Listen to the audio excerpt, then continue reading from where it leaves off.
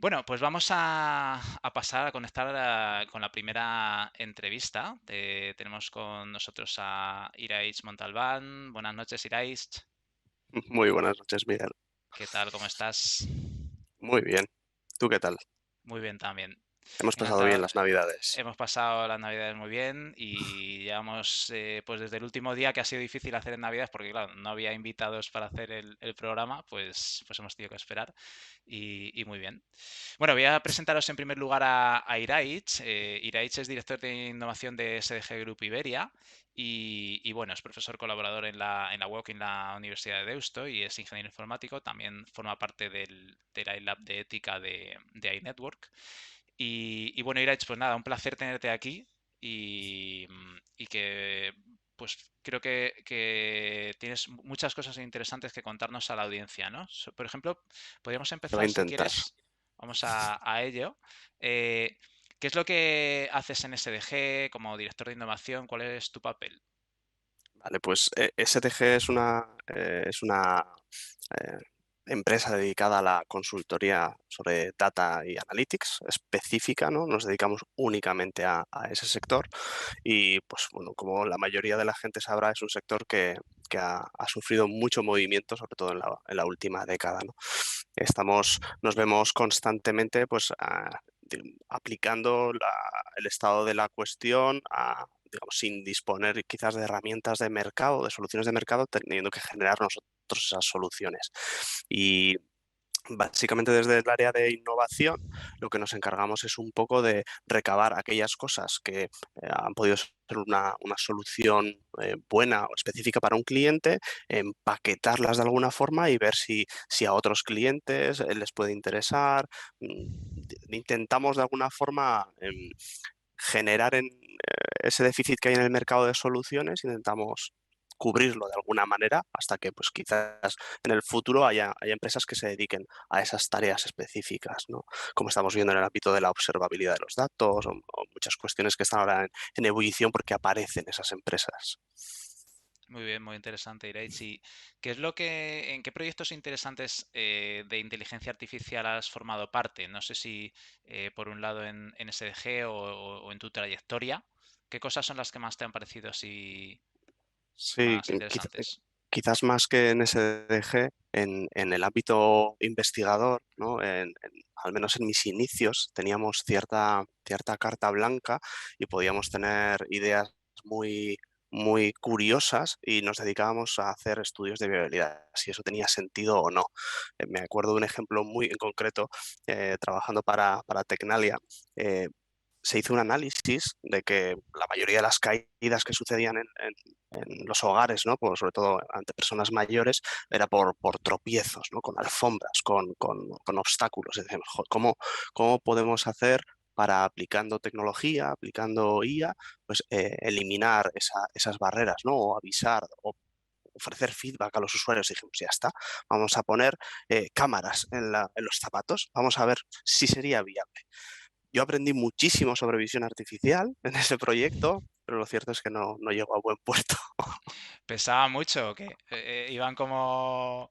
Claro, esa es la ingenuidad, ¿no? Cuando empiezas en estos proyectos, dices, voy a poner una cámara, y te das cuenta de que el pie está en movimiento. Dices, bueno, una cámara sí, pero como las imágenes estén borrosas, no me entero de nada. Dices, bueno, no, pues lo que voy a poner es dos cámaras, una en cada pie. Dices, ya, y ahí, ¿cómo sabes la distancia? Tendrás que calcularla, y no, bueno, pues dos cámaras en cada pie. Y dices, bueno, al final cada zapato cuesta 3.000 euros y pesa 50 kilos. La señora se va a caer, no se va a caer porque está No se ahí va a mover, anclada. se va a quedar pegada ahí, ¿no? Os habéis planteado que podían ser a lo mejor zapatos para bucear, ¿no? De estos que son Sí, yo creo que como nos los falló el antiguos de branding. plomo, ¿te acuerdas? Que bajaba para abajo ahí el buzo, ¿no? Nos Eso, falló el branding ahí, pero no salió el proyecto al final. no, pero bueno, esos proyectos de innovación son muy chulos porque se aprende mucho, ¿no? Y además que al principio tampoco sabes dónde va a ir. No sé quién fue exactamente de los primeros padres de la inteligencia artificial que le dijo a un alumno en su tesis que en verano desarrollara lo que es la visión por computadora, ¿no? En verano, En tranquilamente, verano. ¿no? En Hombre, un hay gente que es muy veranillo lista por ahí. y nada, ¿no? Entonces, pues no sabes lo que te vas a encontrar, pero bueno, eso también ahí están los innovadores y los pioneros, ¿no? Que tú verdaderamente estás en ese campo de innovación. Sí, de alguna forma. digamos, en mi trabajo lo que me encargo es de esas ideas tan raras o que pueden sonar tan raras en algunos momentos, pues intentar sacar aquellas cosas que parece que tienen sentido y podemos aplicar a los proyectos y traerlas a la realidad, ¿no? Muchas veces en la investigación estamos viendo cosas que quizás no vamos a ver aterrizar hasta dentro de 10 años, pero ya hay cosas que se han venido trabajando y que las podemos aplicar a día de hoy. Pues bueno, vamos a escarbar, vamos a buscar en la ciencia y qué podemos llevar a la industria. Yo creo que los innovadores son como pues esos colonos que se iban a tierras inexploradas, a América, a donde fuera, a Asia, ¿no? A donde fuera Mm, y entonces le gustaba esa aventura, ¿no? Es ese propio proceso, ¿no? De estar ahí descubriendo sí, y no sé si tú tienes esa sensación también, ¿no? O dirigiendo este tipo de sí, grupos, ¿no? muchas veces además tienes un poco una sensación agridulce porque te pasa como a Colón, piensas que has llegado a la India, te llevas ahí confundido un montón de años y al final te dicen, chaval, que estás en las Américas. Pero es un trabajo interesante en el sentido que te permite, si eres curioso de mente, te permite escarbar, te permite ver mucho qué es lo que está en plena ebullición y decir, "Joder, intentar idear, ¿no? Esto, ¿cómo lo puedo aterrizar para que a mis clientes, a mis usuarios, les sirvan en los problemas que tienen ahora, no en los que van a tener dentro de 10 años? A mí la verdad que la innovación me encanta y me parece que ser pionero ahí esa aventura, exploración. Bueno, Colón no llegó ahí a dar la vuelta, pero encontró algo fabuloso, ¿no? Por el camino. Entonces yo creo que eso es lo que pasa en las innovaciones, ¿no? Antes de nada, Iraich, voy a decir a la audiencia que luego miraremos en un ratito el chat, si te quieren hacer alguna pregunta, ¿vale? Y te la hacemos en directo. Vamos a seguir hablando un poquito Perfecto. para que les dé tiempo a ir haciendo alguna preguntilla y luego te las hacemos, ¿vale? Vale. Ahí me parece muy interesante, Iraich, todo este tema de dirección de innovación. ¿Tú qué claves crees que son importantes para que llevar al éxito innovaciones y para dirigir equipos de innovación? Es una muy buena pregunta y nada Podemos fácil de escribir responder. un libro, ¿no? Ahí para... Sí, la innovación tiene un punto difícil en las empresas porque muchas veces se percibe como una pérdida de tiempo, ¿no? Digamos, no es exactamente así, pero no estás picando en la mina y trayendo dinero a casa, ¿no? Estás buscando algo que con un poco de suerte en el futuro te abrirá una nueva beta, ¿no? Te abrirá una nueva... Y realmente ese trabajo que estás haciendo ahora no lo puedes de alguna forma poner en valor. Y quizás lo difícil de las áreas de innovación es justificar o encontrar esas pequeñas betas, esos pequeños atisbos que hagan que el resto de la compañía realmente vea que estás en un buen camino, ¿no? Intentar encontrar esos quick wins, esos pequeños puntos en tu camino que no solo a ti te sirven a ti y a tu equipo te sirven para motivarte, sino que al resto les dan en pie para pensar que lo que estás haciendo tiene un sentido a futuro, creo que es clave y comunicar mucho de lo que estás haciendo, porque la innovación está llena de errores en muchos sentidos, ¿no? Tú piensas que en un camino va a haber mucho recorrido y no lo hay, pero es importante también compartirlo, porque en ese camino que has hecho hay mucho aprendizaje, ¿no? Lo que comentábamos antes. O lo que siempre se comenta de Edison, ¿no? Has encontrado 1000 formas en las que no hacer una bombilla, ¿no? Bueno, eso también es conocimiento y muchas veces sirve para no perder el tiempo, ¿no? Que los compañeros que vienen por detrás no pierdan tiempo en algo que tú ya sabes que no va a funcionar de la propia experiencia. Sí, es que ahí la experiencia yo creo que es un grado, ¿no? Aunque es verdad que si estás innovando nunca sabes lo que te vas a encontrar, pero yo veo, digamos, un poco la dirección de innovación como si fuera el director de una expedición. Estas que iban a la Antártida o a cualquier lado, ¿no? Como intentar que el equipo tenga los suministros, dejarles también que ellos tengan su creatividad, ¿no? Los expertos, ¿no? Eh, Y encargarte un poco de que todo vaya bien. No sé si coincides o cuál es tu experiencia ahí. Sí, yo creo que una de las claves de la innovación precisamente es no acallar las voces de los demás, por mucho que haya digamos, un director o hay alguien que tiene la visión, la opinión del resto y sobre todo cuanto más multidisciplinar sea esa opinión, mucho mejor, porque siempre encuentras puntos de vista interesantes a explorar, solo si das cabida a que la gente pues tenga esa libertad de expresarse y decir, mira, yo vengo de derecho, vengo de biología, vengo de filología, pero voy a opinar sobre ella. Puede ser un absurdo mi opinión o puede abrir un nuevo camino que, oye, vamos a explorarlo, ¿no? Y la innovación tiene que dar siempre cabida a esa opinión segura. Yo creo que sí, además que muchas veces las innovaciones vienen eso de campos multidisciplinares, ¿no? El otro día hablábamos con Eli López de Innovando, que es una de las empresas más innovadoras de España, calificada con el número 37 por el referente, y es una empresa de ganadería que mezcló ganadería con tecnología, con inteligencia Mm. artificial, ¿no? Y entonces, claro, cada uno en su campo, seguramente un ganadero que tiene todo el conocimiento va a aportar cosas ahí que un data science no va a saber exactamente, ¿no? Sí, Esos equipos multidisciplinares, ¿no? Yo creo que son sí, una muchas clave, veces ¿no? igual descartamos, ¿no? Ese conocimiento de dominio. Entonces yo soy data scientist y sé mucho de mis números, sí, pero bueno, el ganadero sabe mucho de su sector, escúchale porque la innovación se va a dar cuando los dos habléis, ¿no? Cuando los dos aportéis a la solución. Muy bien. Oye, y volviendo a la inteligencia artificial, que bueno, la inteligencia artificial nació, luego estuvo un poco parada por las limitaciones de cómputo, por las limitaciones que había. Luego con las redes neuronales pegó otro subidón. Y el deep learning, ¿tú qué crees desde tu experiencia o cómo vislumbras, Iraich, que se puede dar el siguiente paso en inteligencia artificial, más allá del deep learning? ¿Por dónde crees que pueden ir los tiros? ¿Qué áreas tú crees que hay que potenciar o qué se necesita ahí? Es curioso eso, los picos que hemos tenido, ¿no? Eso, en esos inviernos y veranos de la inteligencia artificial. Hemos pensado que íbamos a hacer muchas cosas, luego nos hemos dado cuenta de que quizás no íbamos a conseguir todo aquello y nos hemos decepcionado un poco.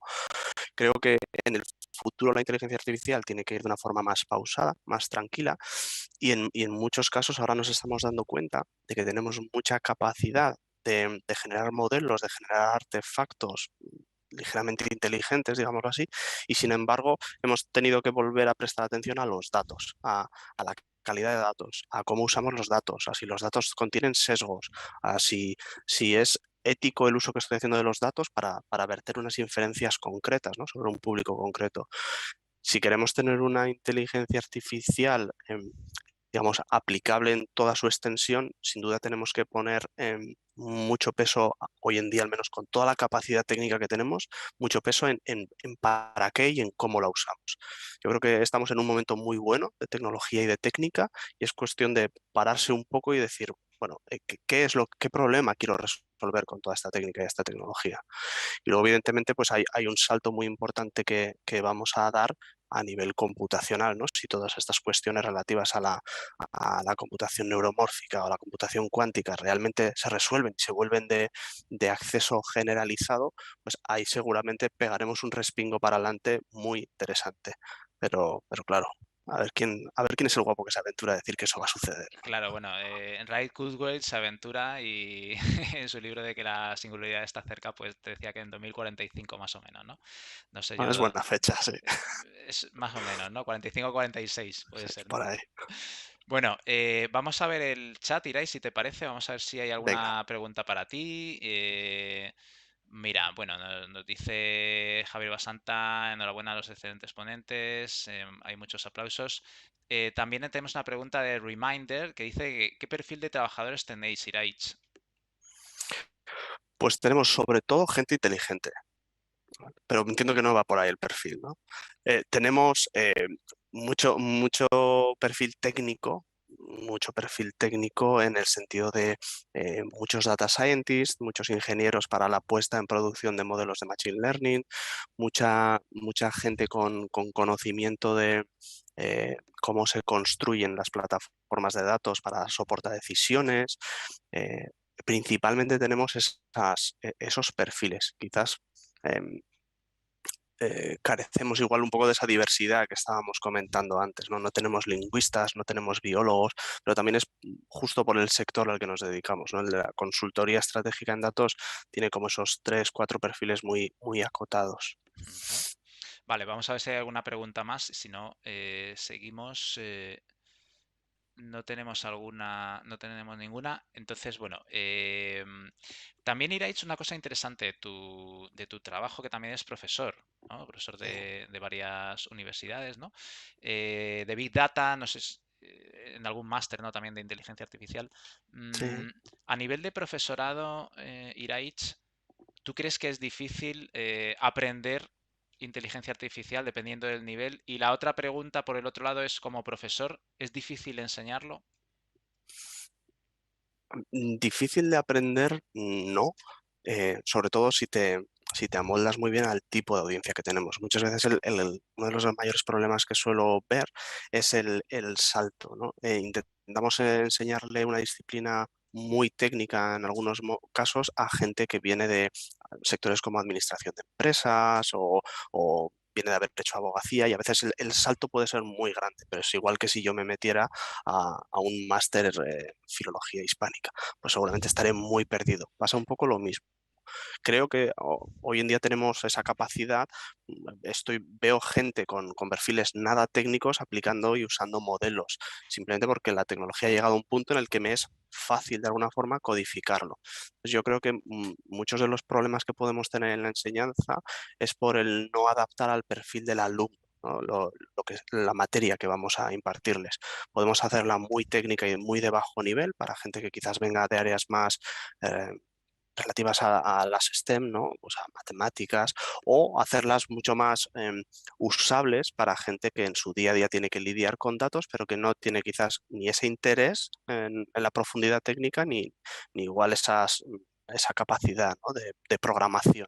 Pues hoy en día tenemos herramientas para poder aliviar eso y que se puedan beneficiar de esta tecnología sin tener que entrar tanto a bajo nivel. Es una cuestión, yo creo, que de adaptación a los perfiles, que además hay muchas, no solo universidades, mucha docencia que se está haciendo fuera del ámbito universitario que precisamente apela a eso, ¿no? Los bootcamps o hackatones o pequeñas academias que se hacen ad hoc, ¿no? Para esas cuestiones yo creo que van justo a cubrir esos perfiles. ¿Y qué crees que necesitaría este sector de enseñanza de inteligencia artificial desde los distintos sitios, ¿no? Desde universidades, en colegios, porque claro, es una profesión del futuro, ¿no? Y Sí. cada vez más, igual que informática. ¿Qué crees que se necesitaría, digamos, a nivel de recursos, a nivel de instituciones, a nivel de ese tipo de cuestiones para que se acelere el uso de datos de inteligencia artificial y se pueda enseñar mejor? Yo creo que es igual quitarle ese estigma de que solo es una disciplina técnica. En realidad es algo que, y sobre todo la inteligencia artificial bien entendida, es algo que si lo queremos hacer bien vamos a tener que implicar a gente de muchas áreas, del área de la ética y la filosofía. Necesitamos que a tener como una especie de lengua franca para poder comunicarnos entre todos. Y yo creo que lo que hace falta desde las organizaciones es un poco divulgar eso, desmitificar un poco lo que es la inteligencia artificial tal y como la entendemos hoy, ¿no? La inteligencia artificial estrecha, la que usamos en el día a día, entre comillas, y intentar ser más divulgativos, porque a nivel de materiales, tecnología, técnica, acceso a recursos, yo creo que hoy más que nunca tenemos todo a nuestro alcance. No hace falta ir a una ubicación específica ni a ni a un docente específico para realmente obtener muy buen material al respecto. Entonces yo creo que es más una cuestión de divulgación y ponerlo un poco en una plataforma que todo el mundo pueda acceder a ella al margen del sector en el que venga o al margen de su background, que pueda tener distintas vías de aprendizaje, distintos canales de aprendizaje. Pues muy interesante porque también nace de tu experiencia, ¿no? De lo que tú vas viendo en el día a día y, pues es para escucharlo y tenerlo en cuenta. Se nos va acabando el tiempo, Irai, y hay un montón de cosas que me gustaría hablar, pero bueno, vi algo en tu perfil que habías hecho algo de computación afectiva, ¿no? Algún proyecto hiciste, ¿no? Sí, sí. ¿Tú qué opinas respecto a que los algoritmos o sistemas inteligentes puedan tener, bueno, reconocer emociones, expresar emociones, pero incluso tener emociones? ¿Tú crees que es positivo? ¿Que un ordenador Eso se lo enfade temo, ¿eh? contigo o esté triste? No sé, ¿cómo lo ves? Eso lo temo porque claro, lo que no puedo suprimir es mi empatía. Y si el día de mañana veo que mi ordenador está triste, yo lo voy a sufrir, ¿no? Entonces casi prefiero que sea la máquina aséptica que es ahora. Realmente es interesante el concepto propio de emoción, que es algo que muchas veces sacamos, ¿no? Cuando hablamos de inteligencia artificial, sacamos ese eje, ¿no? Las máquinas no tienen que ser emocionales. Sin embargo, eh, muchísima gente que se dedica precisamente al estudio de las emociones em, eh, es capaz de argumentar que gran parte de nuestro razonamiento viene regido por esas emociones y marcan realmente las decisiones que tomamos. Entonces, si las máquinas para tomar decisiones correctas deberán no solo interpretar bien las emociones de como la persona o el ente con el que estén interactuando, sino ellos mismos generar esa abstracción, me parecería muy interesante, pero si no hemos conseguido generar niveles de abstracción mucho más leves a día de hoy, me parece, o sea, me encantaría verlo, me encantaría verlo, pero no se me ocurre cómo se puede No hacer ahora sabemos mismo. si para 2045, Sí, como supongo que decía eso, en el Kurzweil, 44 o algo así por se ahí más o conseguirá. menos, el 22 de diciembre de 2045, el día de, de la singularidad. Bueno, es un tema Consta que súper me voy a interesante. apuntar la fecha, ¿eh? Apúntatelo a ver si cae. Ponte un factor 2 millones, por si acaso. Eso Hay algo es. raro. Bueno, la verdad es que es un tema apasionante, Iraich, este y muchos otros. Se nos ha acabado el tiempo, pero este tema de las emociones que a mí también me gusta mucho. Está el tema de si se puede desarrollar o si no se puede desarrollar y también el tema de si, no solo, claro, la inteligencia emocional aplicada a las máquinas, ¿no? Para que te entiendan. Y luego también si es conveniente que una máquina tenga una capacidad de enfadarse o es mejor que no tenga conciencia y procese o no tenga emociones, ¿no? Bueno, Iraich, ha sido un placer tenerte Igualmente. aquí. Se me ha hecho muy corto, la verdad. Y bueno, pues otro día en el futuro podemos hablar, si te parece, pues de otros temas o cosas que se hayan quedado en el tintero. Te agradezco muchísimo tu presencia Perfecto. y nada, muchísimas gracias por venir. Muchísimas gracias a vosotros por invitarme, Miguel. Un abrazo, Iraich. Un abrazo, chao.